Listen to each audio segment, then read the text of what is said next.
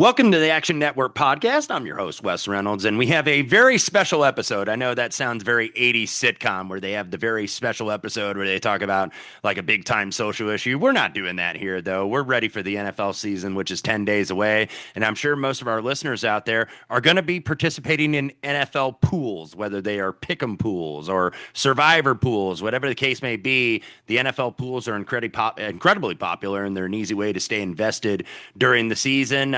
I get in entries in the Circus Survivor, which I'm sure all of our listeners know about here in Las Vegas. There's also pools that you might play with your buddies. There's various contests out there. I know where just pick the winner because that's easy enough, right? In the NFL to just pick the winner, let alone getting spreads involved with the Circa Million or the Super Contest at Westgate, what have you. So I'm actually really excited for this program because I want to talk to this man who's an expert in the field of NFL pool strategy, and that man is Jason Lisk, who joins us from PoolGenius, which is a company that's become the top-rated source for algorithmic NFL pool picks, strategy. And this season, by the way, Action Network is joining forces with PoolGenius for Survivor and Pick'em Pool content because they offer the most in-depth, customizable NFL pool advice for anything found anywhere, really. So, Jason, want to welcome you into the show and tell us a little bit about what you guys at PoolGenius are doing that kind of stands apart in terms of our listeners that can compete in NFL pools. Yeah, we've been providing customized pool pick advice and tools for over a decade on things ranging from NFL contest, March Madness contest. We've got golf contests, but we're going to talk NFL today. We have Survivor pool products that will both give you customized advice for up to 30 entries of picks. You can set up as many pools to get to that 30 entries, 30 live entries, and generate picks. You input all your rules, how big your pools are. Are they strike pools? Is there multi picks? Does it have special rules? All that stuff. And we give different advice based on the rules of your pool, the size of your pool, what's remaining. We have tools that will map you through the season. We'll give you an EV calculator, all sorts of stuff there. On the pick'em side, we have pick'em that will cover spread, game winner, confidence, weekly contests, which are very different from full season contests and how you want to play it. And so we have tools, and on the pick'em front or football pool front in general, those are unlimited. You can set up as many pools. If you're a subscriber, you can set them up, set the rules, get advice there. So, Jason, lead in maybe with a little bit of background on Pool Genius, where you got started, how you got started, and if you have any data since you've been in operation, how the subscribers perform in their pools versus the non-subscribers, shall we say? Yeah, I mean, we bit the website teamrankings.com. That's our parent site. And a lot of this pool stuff was under Team Rankings, and then we've separated that off into Pool Genius. Still the same guys working on it, still the same overall company. Team Rankings has the stats. We've got the subscription stuff with Pool Advice at Pool Genius. And like I said, been doing it for over a decade on the Survivor front. Customers reported winning, 3x, 4x what we expect based on them telling us their pool size, um, what we should expect them to win. And so we've shown that across a variety of pool sizes, uh, you know, millions of dollars won by our subscribers. We poll our subscribers. That's the thing. We like to learn what worked, what didn't. We ask subscribers whether you won or lost. Tell us. Tell us. We run surveys at the end of the year on which pools they cashed in, which they didn't, and that way we have data to see how we did at a variety of pool sizes, see what our edge is. As you might expect, our edge goes up the larger the pool, but the odds of winning are still small in those pools. But we can increase our edge the more people we play against, just because those pools are astronomical. So we have a lot of listeners here at the Action Network podcast, and they're thinking, okay, how can I get advantage over the others in the Survivor and the pick and pools, which we're going to separate and discuss individually, by the way, in that podcast. But for those listeners that are looking for that advantage this season, you can access a free trial of Pool Genius and Jason and his team's fine work over there for NFL Week One. And by doing that, you go to poolgenius.com/action, where you can receive up to 50% off of that subscription. And again, that's poolgenius.com/action. action, or just follow the link in the description when this episode drops. So we're going to get to the good stuff here, but we're going to split them up a little bit because there's different strategies for different pools based on the size of the pool, how how many are in it, how the money involved, and just the different strategies. So there's two popular types of NFL pools.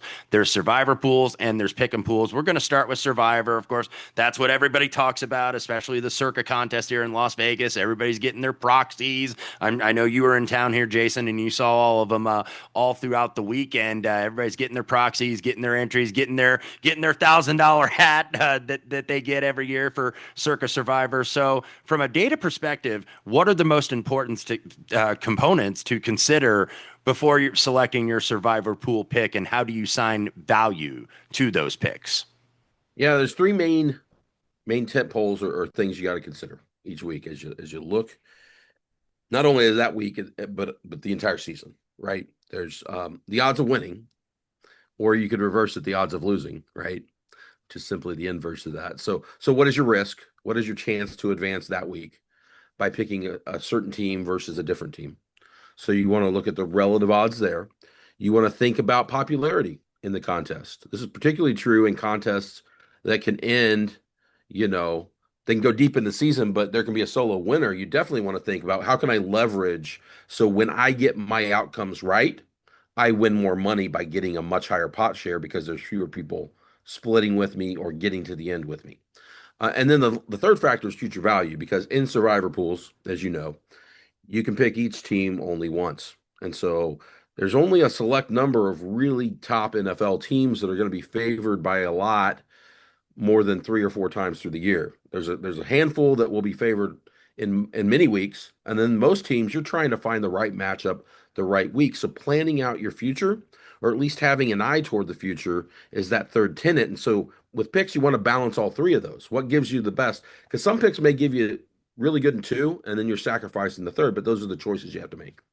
Yeah, absolutely right. And then different pools obviously have different rules. And Circa Survivor, of course, you get a separate week for the Thanksgiving Day, Black Friday games, and then you also get the Christmas holiday games. So you've got to be a little bit different than if it's like, okay, week one, week two, week three, week four, all the way through week 18. So that's another wrinkle that's thrown into this thing. And then, look, I think with Survivor, everybody kind of looks at the name of the contest literally.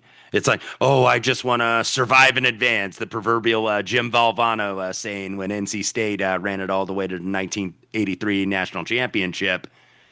That's what they typically want to do. However, you want to win. You want to put yourself, you just don't want to, oh, I made it to week 10. How much money, equity did you really get out of that? You want to get in position to be in position, shall we say. And I think that's a very key in terms of Survivor. So talk a little bit about the rules in terms of a Survivor pool that I mentioned just briefly. How does that impact the value of a pick?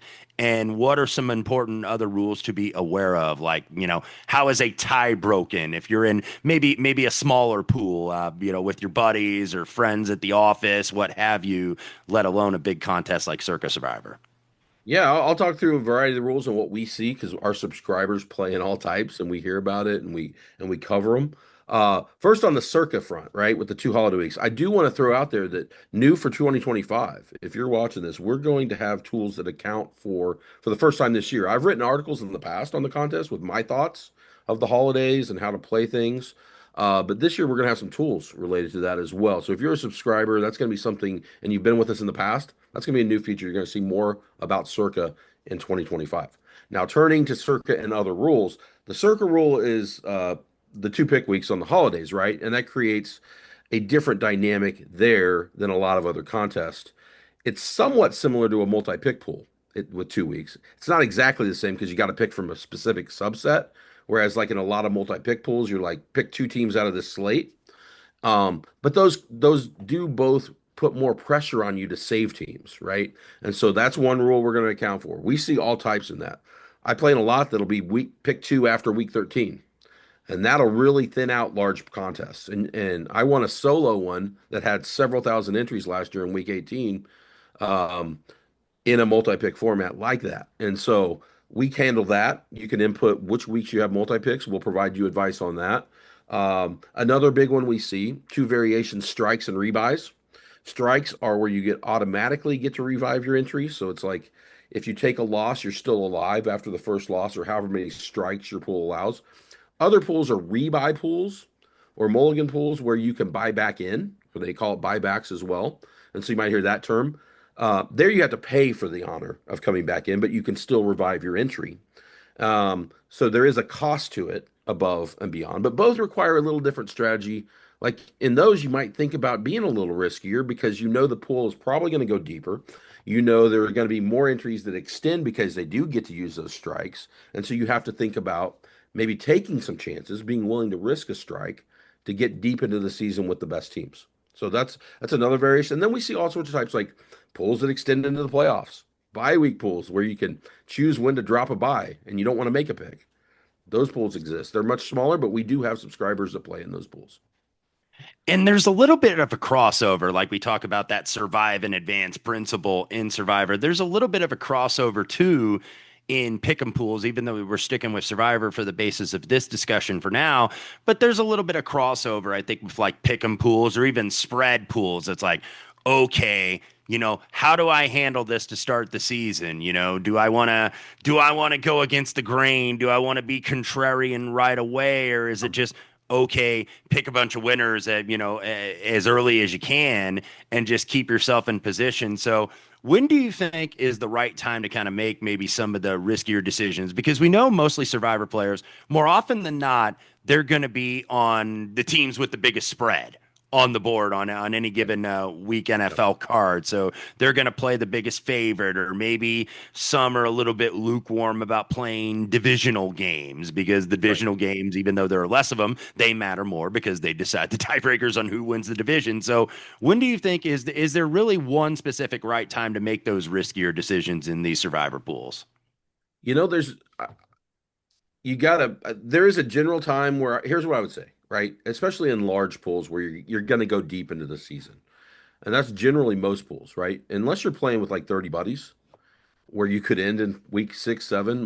Most pools, even if they get wiped out, are going Hmm. to still have people that are there's still going to be some that are going into Thanksgiving and beyond. If your pool goes deep into the season, let's say you're going to have to make 16 picks, 18 picks. Well, go look at the NFL list of teams. Go down 16 or 18. Those are the kinds of teams you're going to have to be picking. So the question is, when do you want to pick them, right?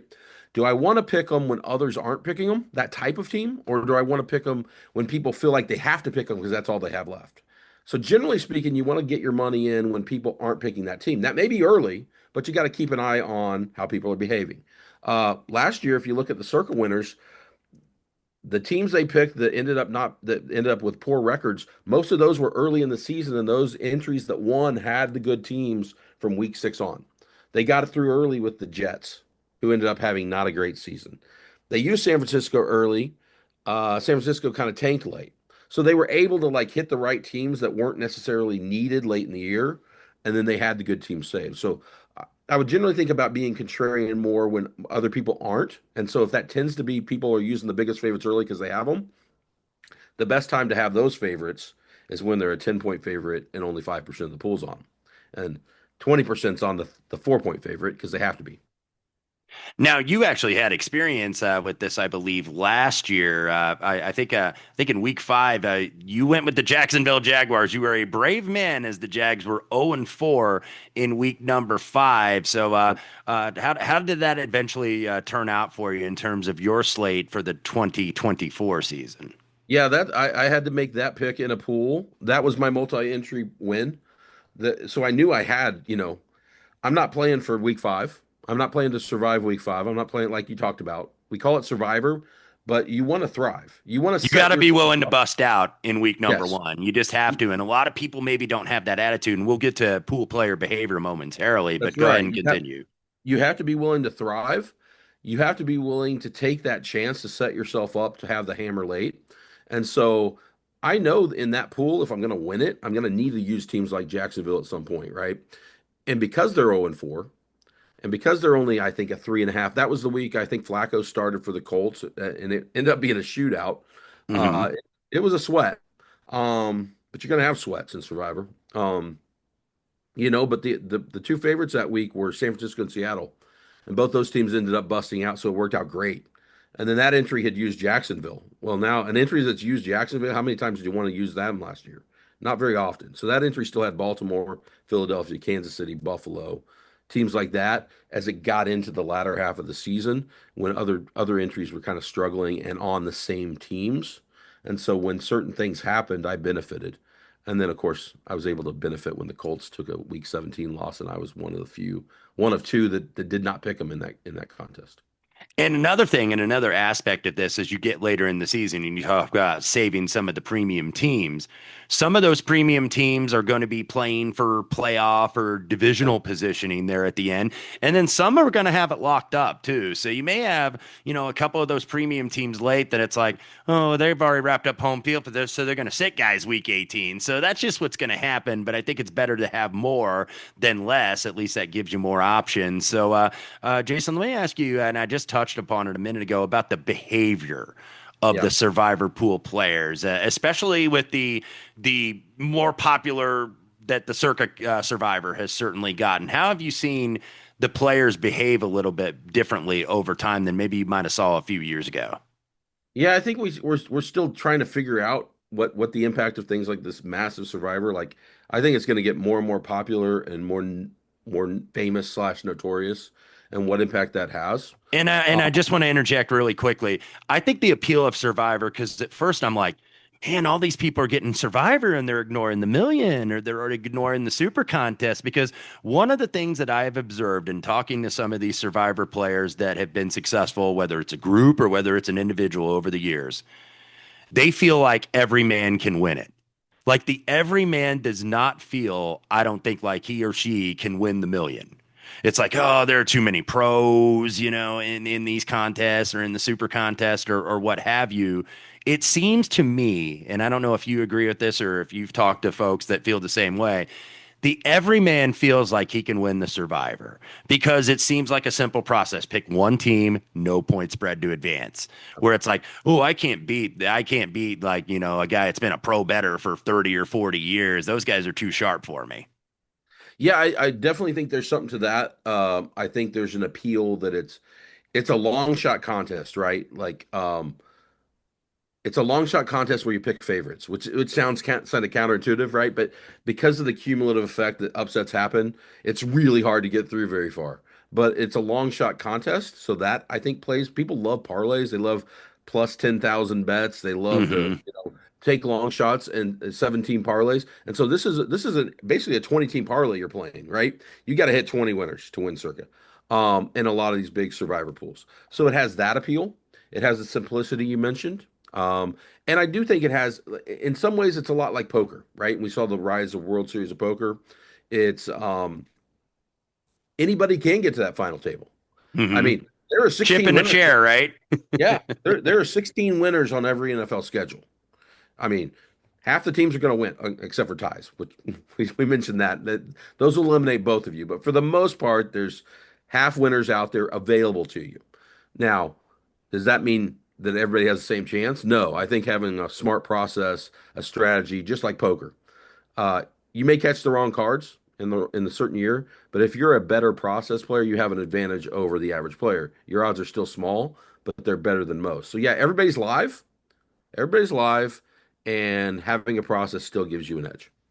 Yeah, absolutely right. And in terms of the behavior, do you find that a lot of the players maybe are becoming a little bit more sharper? And I know that's hard because there's so many entries in the Yeah. field and these folks are from all over the country. So in terms of if they are regular bettors, like if they're just betting the board on any given NFL week, you will find every different dynamic. You will find your sharper bettors. You will find your more square or public, whatever adjective you want to use to describe. You'll find bettors that like to play a lot of dogs. You find Yeah. bettors that like to play a lot of favorites. But have you found that in this survivor pool contest that the players have become sharper with I the think popularity of these contests? yeah, I think the a higher percentage are sharper than maybe a decade ago. I think there's still squares in every contest. There's still dead money. There's still people that'll either miss picks or make poor strategic choices. But I do think more people have access. I mean, you can just like books are sharper, I think, in some ways, in the sense that they're aware of what other books are posting, and so they aren't going to get caught on a bad line as quickly as they were a decade ago. And so I think pool players are more aware of what the lines are, and so they're not going to generally be taking like 2 point dogs in survivor pools. And so I think you're mostly going to get the favorites. I think you can still get people concentrated on certain popular choices. But I do think in general the egregious strategic mistakes are minimized compared to what I saw 5 years ago. Yeah, and you're speaking my language there because I was having this conversation actually earlier this morning about Wes, do you have like a bunch of week one plays that you can make during game week? And yeah, there are some out there, but you're not making maybe as many, or at least I don't personally like week one college football because these lines have been beaten into shape because there's more national retail books out there. It used to be that it was either Las Vegas or offshore, and they put these things up like first week of August. Like these lines now have been up for months, a lot of these college football, and not just games of the year, like the full week one slate has been up. So yeah, it feels like these lines are a lot sharper and they're beaten into shape. Or it kind of used to be, well, the bookmakers aren't as confident in their lines, and you can really take advantage in week one. Well, that's why they put them out there now early because they want the pros at low limits.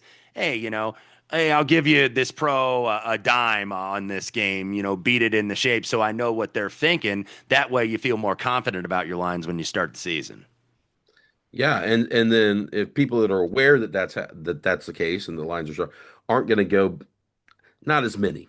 It happens, but they aren't going to be like, oh, I like the 2 point favorite over the 6 point favorite because I think I know better. That happens, but not as often. I think there are more people that are aware what the market is setting as the expectation on a game.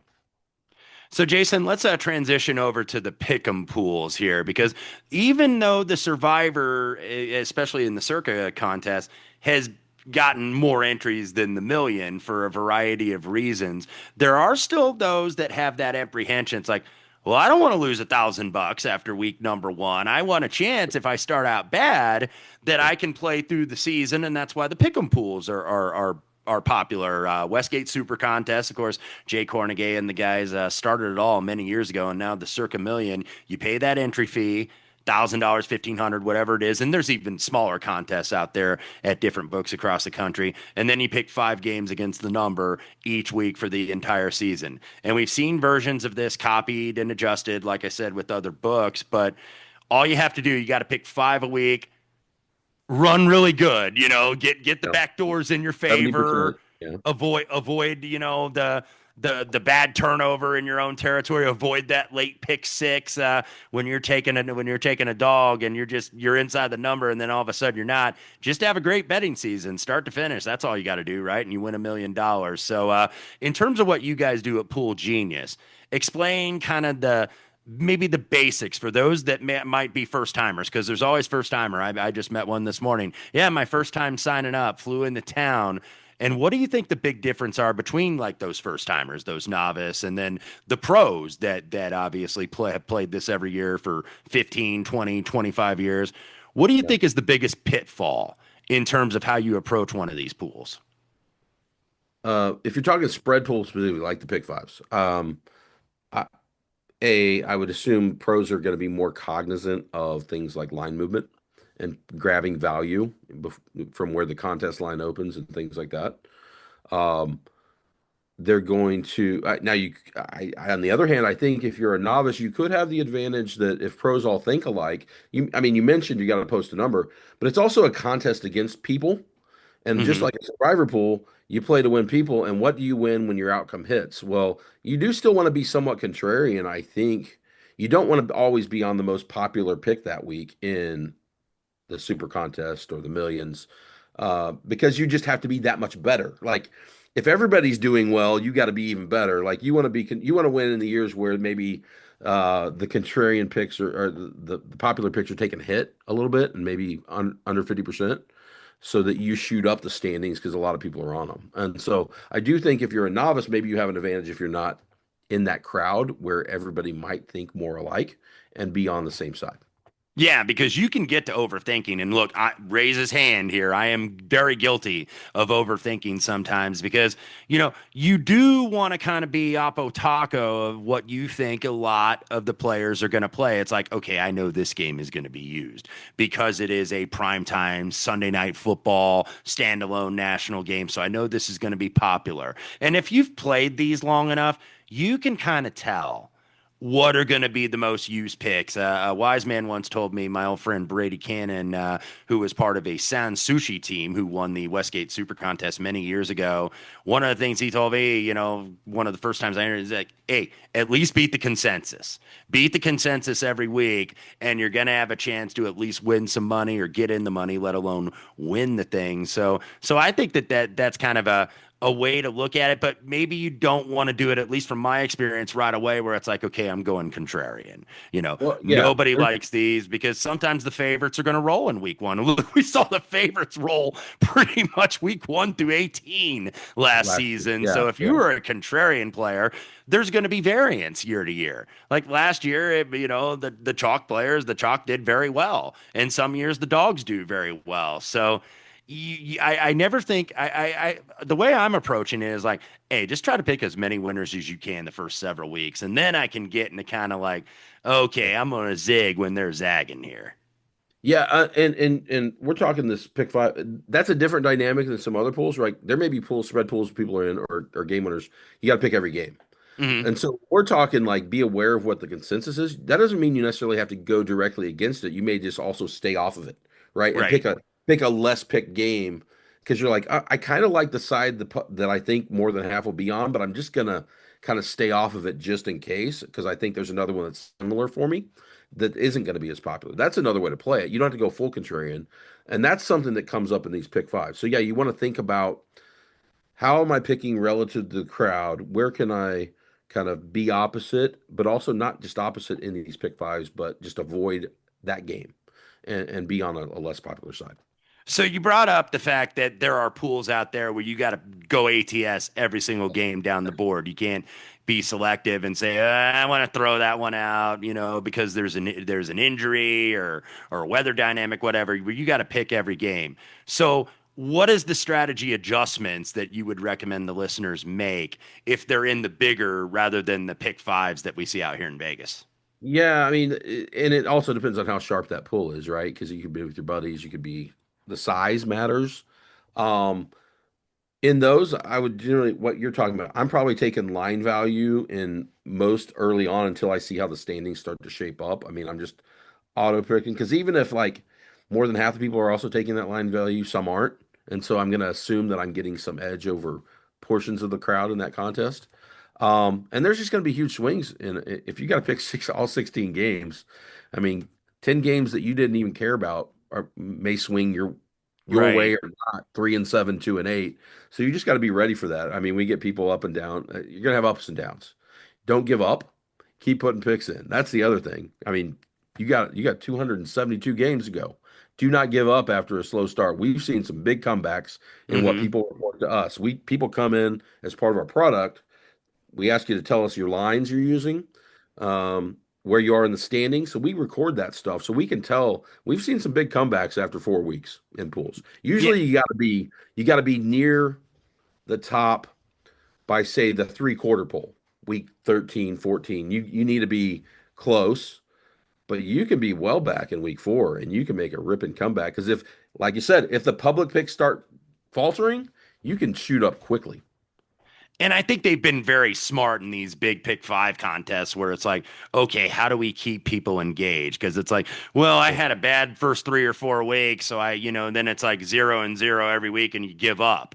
And now you've got these quarter prizes, whether it's 4 week or 5 week contests where you can have a lousy season, but you can have a good 4 or 5 weeks. So I think it's a good way at least to go ahead and keep those folks engaged over time. But what you were saying too about the difference with pick five and like the full slate, shall we say, and pick 'em pools is it is much harder because there's more entries now where you can just pick off the stale numbers, especially in a pick five. Like I think that's much harder now, because okay, the line comes out on Wednesday and it's 2.5 or 3.5. So now, of course, I'm getting massive line value on a key number. I'm gonna lay the 2.5. But like everybody kind of knows that now. So that's what I wonder, because when these contests were smaller in terms of the entries, it's just like what you brought up with the World Series of Poker. When there's only several hundred players in the main event back in the day, yeah, more pros were going to win. Now you get people from all over the world that play in on a satellite online or something, so you got more entries. So I think that's so hard. That doesn't mean you never play like the stale number, but it's so hard to win with just stale numbers like it was back in Yes. the day. Yeah, for sure. And so yeah, all those we also cover confidence pools. I don't know if you're aware of those, but that's and we see that in spread and gamer. You got to rank them. Well, that there's different strategy there, and again, that comes down to your goals, contest type. But in the confidence pool where you got to rank picks, you in you want to figure out where your leverage is. Like if it's a season long, you probably want to take the biggest favorites for your 16-point play. But in a weekly contest, you may want to take the dog or the unpopular pick that if that hits, you just maxed your points and everybody else lost their points. You Mm. went opposite everybody. So anyway, there's a lot of strategies to that. We take that into account with our products, but all that stuff comes into play in pick and pools, and how you think about it is who are you trying to beat? How long do you got? How many games you got to pick, right? Pick five, 90. And that's the difference between that and a full season 272. You don't have as much time to come back, like you said. You can be out of it after the quarter. In a 272, you're not out of it. In a 90, you may be after 30 picks. And so you got to think about all those things. How much risk do I need to take? And when do I need to take that risk based on how much time I have left, how many picks I have left, and how I can differentiate. And we've seen these pick and pools, by the way, explode in popularity really over the last 10 years. As more media is, there's more of a crossover between media and sports betting, where now, that line of demarcation, and being cutesy with it, closer than the experts think, as Coach Corso would like to say.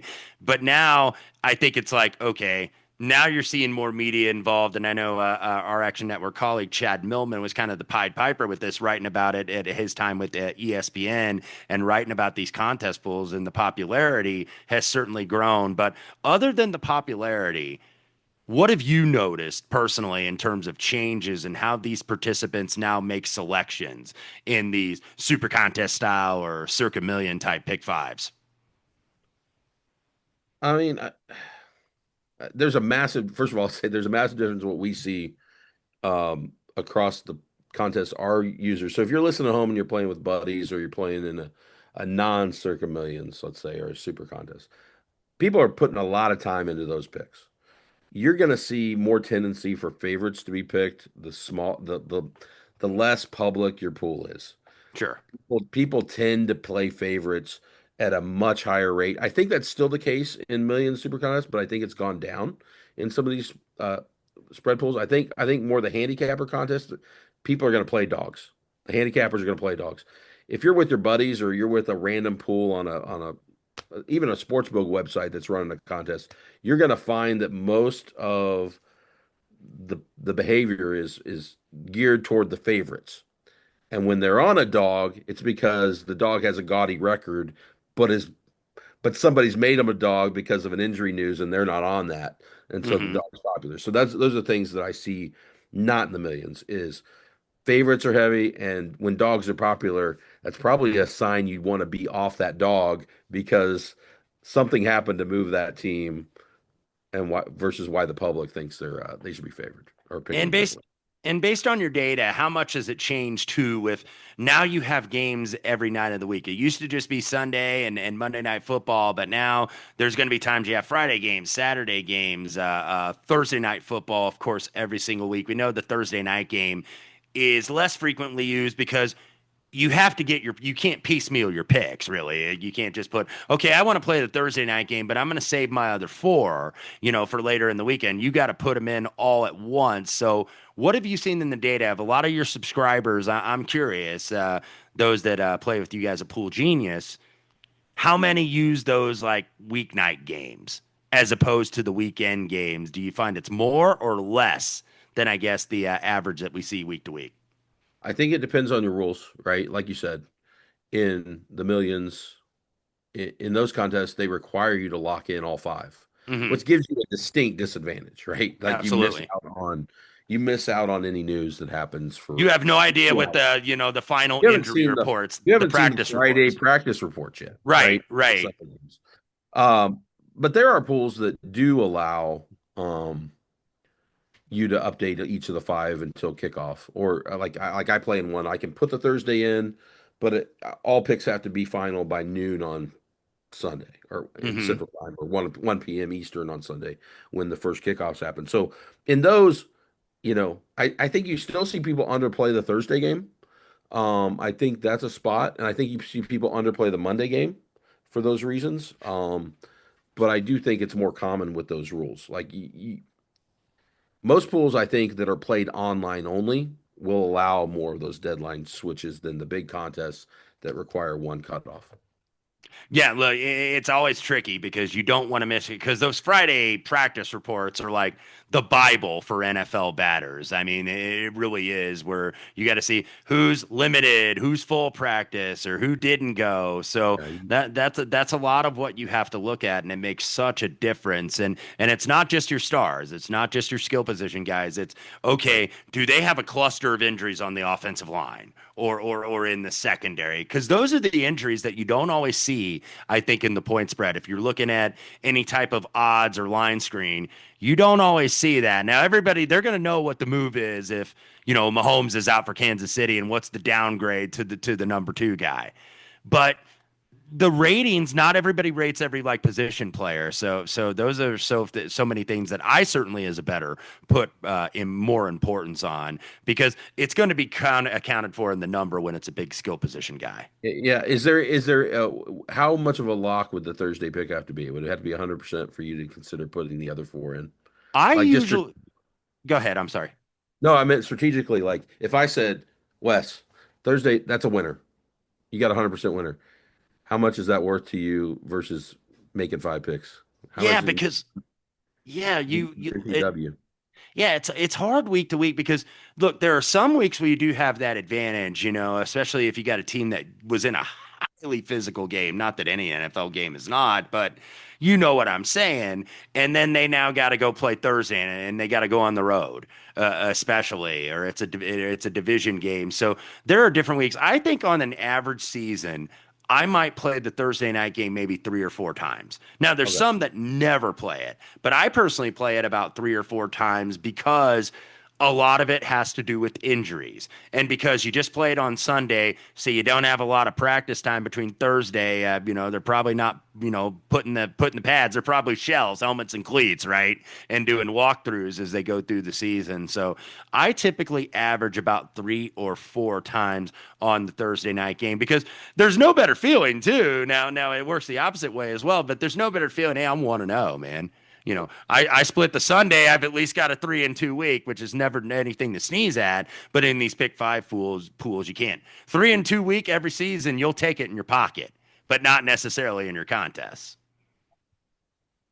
Yeah, absolutely. And I'm the same way with survivors, by the way. I think people avoid those. I know we've done talking about survivor already, but I do think there could be some edge in survivor pools by jumping on that Thursday pick if you think you have a good play. Um, I'm not afraid to do that in survivor. I know it's different than locking in five picks in a pickup contest. Do you think you personally are you going to be doing that for not I don't want you to give away your strategy here necessarily, but are you want to do that like in week number 1 where it's like okay, if I bust out, in that week number 1 game, by the way, this week just for reference, Cowboys Eagles, and then you have Chiefs Chargers on Friday. If I bust out early, are you willing to kind of do that and then buy back in with these things? Well, I'm not going to be back in Vegas, so I'm not buying back in, and I'm not picking the Eagles. I'm not picking the Eagles because they're too valuable. I think they're too valuable, even if you told me they were 80% to win, honestly. Yeah. In week one of this contest, of that specific contest. So I wouldn't do it because you win with them, and then you've got your entry through, and now you are at a disadvantage to everybody else that has played and gotten through week one. Slight disadvantage for the rest of the year, I think. So anyway, but maybe later in the year, yeah. if the Thursday game is appealing, because you do have to lock it in. But the thing about circuit is you also you have to lock your picks in on Saturday, so you're not getting Sunday morning line movement anyway. You're committing on Saturday in that contest. So anyway, I think that's one I would consider is That was yes. that was Yeah, that was a big point of consternation in some of the sports betting media last week, where it's like, well, everybody will just buy back in. Well, most like you are certainly out of state of Nevada, so it's not like, hey, I'm just going to hop over and go ahead and buy back in. And then some might just be an average Joe that just has one entry that's not in a big group Yep. where you've split the max entries for 10. So that's something, of course, to keep in mind here as you're approaching this throughout the season. And thank you all for listening, by the way. And for those of you that have already been listening, of course, we do want to remind you, any listeners looking for an advantage this season, you want to access that free trial of Pool Genius for NFL Week 1, which I plan on doing after this podcast. And you can head there, poolgenius.com/action, where you can get up to 50% off of a subscription. And again, that is poolgenius.com/action. Or you can just follow the link in the episode's description when this drops on the site at actionnetwork.com. So, Jason, man, this has been a very informative discussion. And you've given me, and I've been playing these contests for years, you've given me a lot to think about, because that's the thing. I think even if you're an old veteran at this, or whether you're a novice or a rookie, you never stop learning. You never stop learning, because you Right. constantly get data, you constantly get results, and you learn from what you did right, you learn from mistakes, and it's a learning process throughout the season. So if people go to poolgenius.com/action, they're going to be able to kind of figure out the ways to maybe avoid some of these pitfalls that plague even the most veteran of contest bettors. So Jason, thank you very much for joining me today. Absolutely. Thanks for having me on, Wes. You bet, Jason. Anytime. And looking forward to checking back with you throughout the season. Coming up, by the way, on the Action Network podcast, all the NFL Week 1 content. We are 10 days away as we record for the NFL season to start on that Thursday night, September 4th. So all the Week 1 content, you're going to have an episode as well. One futures bet for every team, division, Super Bowl, conference, season win totals, what have you. That's all going to be up there on the upcoming Action Network podcast. So thank you all for joining us this afternoon. And thank you to Jason Lisk and the folks at Pool Genius. Go ahead and check them out at poolgenius.com/action. I'm Wes Reynolds. We'll see you next time on the Action Network podcast.